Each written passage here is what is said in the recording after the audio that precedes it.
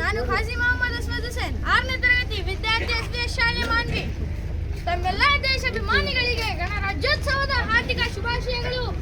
ಇಲ್ಲಿ ಆಗಮಿಸಿದ ದೇಶಾಭಿಮಾನಿಗಳೇ, ನಮ್ಮ ಭಾರತವನ್ನು ಸಾರ್ವಭೌಮ ಸಮಾಜವಾದಿ ಜಾತ್ಯತೀತ ಪ್ರಜಾಸತ್ತಾತ್ಮಕ ಗಣರಾಜ್ಯ ಎಂದು ಘೋಷಿಸಿ ದೇಶದ ಜನರಿಗೆ ನ್ಯಾಯ, ಸ್ವತಂತ್ರ, ಸಮಾನತೆ ಮತ್ತು ಭ್ರಾತೃತ್ವವನ್ನು ಖಾತರಿಪಡಿಸಿದ ದಿನ.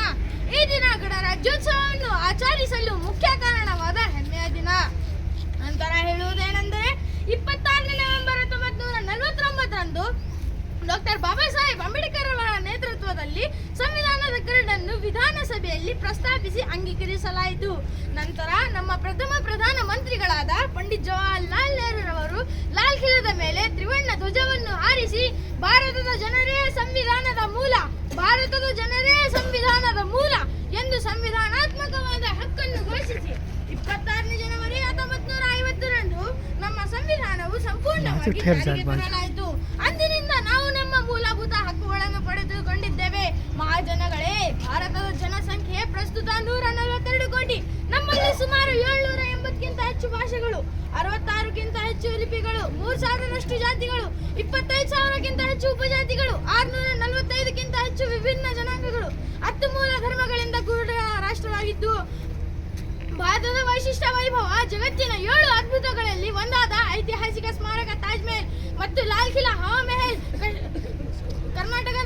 ಕರ್ನಾಟಕದ ಐತಿಹಾಸಿಕ ಹಂಪೆ, ಕಾಶ್ಮೀರದ ಸೌಂದರ್ಯ ಹಾಗೂ ಹಿಮಾಲಯ ಪರ್ವತಗಳ ಅಂದ ಇಡೀ ಜಗತ್ತಿನಲ್ಲಿ ಆಕರ್ಷಣೆಯಾಗಿದೆ. ಮುಂದುವರಿದು ಹೇಳುವುದೇನೆಂದರೆ, ನಮ್ಮ ಸಾಧಕರು ಮತ್ತು ವಿಜ್ಞಾನಿಗಳು ಡ್ರೋನ್ ಶಕ್ತಿಯಂತಹ ಯೋಜನೆಗಳು ಮತ್ತು ವ್ಯೋಮಿತ್ರ ಎಂಬ ಮಹಿಳಾ ರೋಬೋಟ್ ಅನ್ನು ಇಸ್ರೋ 2026ರ ಬಾಹ್ಯಾಕಾಶಕ್ಕೆ ಕಳುಹಿಸುವ ನಿಟ್ಟಿನಲ್ಲಿದ್ದಾರೆ. ಈಗಾಗಲೇ ಅನೇಕ ರಂಗಗಳಲ್ಲಿ ನಮ್ಮ ಭಾರತವು ಮುನ್ನಡೆದಿದೆ.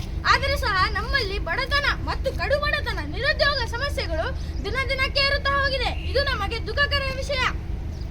ಸರ್ಕಾರ ಹೊಸ ಯೋಜನೆಗಳನ್ನು ರೂಪಿಸಿ ಬಡತನವು ನಿವಾರಿಸಬೇಕು.